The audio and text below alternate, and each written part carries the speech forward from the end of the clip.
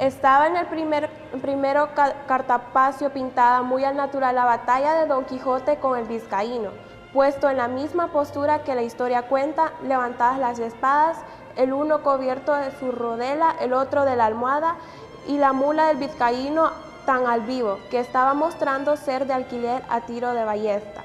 Tenía a los pies escrito el vizcaíno un título que decía Don Sancho de Azpetia, que sin duda debía de ser su nombre, y a los pies de Rocinante estaba otro que decía Don Quijote. Estaba Rocinante maravillosamente pintado, tan largo y tendido, tan atenuado y flaco, con tanto espinazo, tan ético confirmado, que mostraba bien al descubierto con cuánta advertencia y propiedad se le había puesto el nombre de Rocinante. Junto a él estaba Sancho Panza, que tenía del cabestro a su asno, a los pies del cual estaba otro rótulo que decía Sancho Zancas, y debía de ser que tenía a los que mostraba la pintura, la barriga grande, el talle corto y las zancas largas, y por esto se le debió de poner nombre de Panza y de Zancas, que con estos dos sobrenombres le llama algunas veces la historia. Otras algunas menudencias había que advertir, pero todas son de poca importancia y que no hacen caso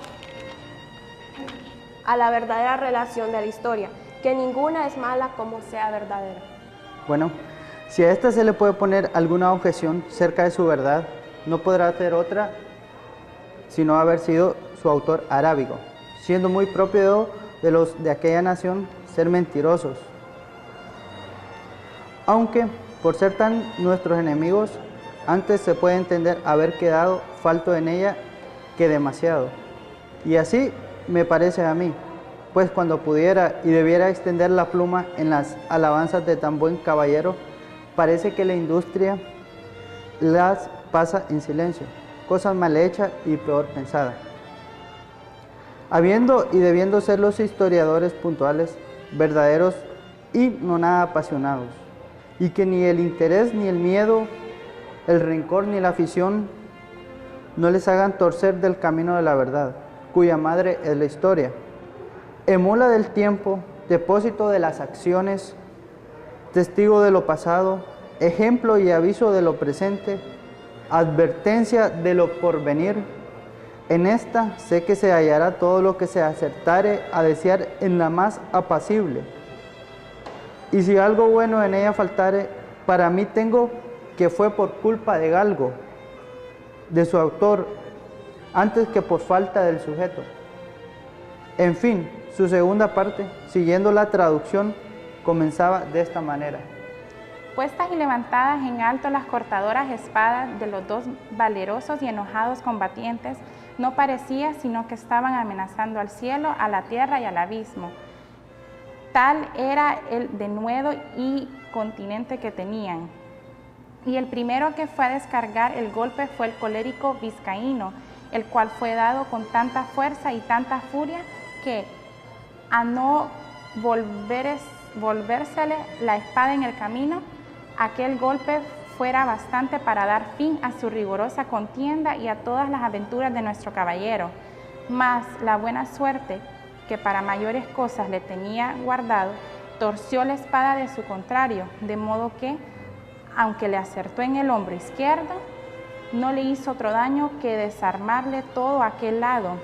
llevándole de camino gran parte de la celada, con la mitad de la oreja, que todo ello con espantosa ruina vino al suelo, dejándole muy maltrecho.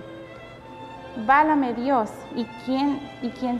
será aquel que buenamente pueda contar ahora la rabia que entró en el corazón de nuestro manchego,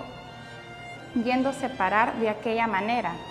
No se diga más, sino que fue de manera que se alzó de nuevo en los estribos y, apretando más la espada en las dos manos, con tal furia descargó sobre el vizcaíno, acertándole de lleno sobre la almohada y sobre la cabeza, que, sin ser parte tan buena defensa, como si cayera sobre él una montaña, comenzó a echar sangre por las narices y por la boca y por los oídos, y a dar muestras de caer de la mula abajo, de donde cayera, sin duda, si no se abrazara con el cuello. Pero con todo eso, sacó los pies de los estribos y luego soltó los brazos, y la mula, espantada del terrible golpe, dio a correr por el campo y a pocos corcovos dio con su dueño en tierra. Estábaselo con mucho sosiego mirando Don Quijote, y cómo lo vio caer, saltó de su caballo y con mucha ligereza se llegó a él, y poniéndole la punta de la espada en los ojos, le dijo que se rindiese, si no, que le cortaría la cabeza. Estaba el vizcaíno tan turbado que no podía responder palabra, y él lo pasará mal, según estaba ciego Don Quijote. Si las señoras del coche, que hasta entonces con gran desmayo habían mirado la pendencia, no fueran a donde estaba y le pidieran con mucho encarecimiento les hiciese tan gran merced y favor de perdonar la vida a aquel su escudero. A lo cual Don Quijote respondió con mucho entorno y gravedad: por cierto, hermosas señoras,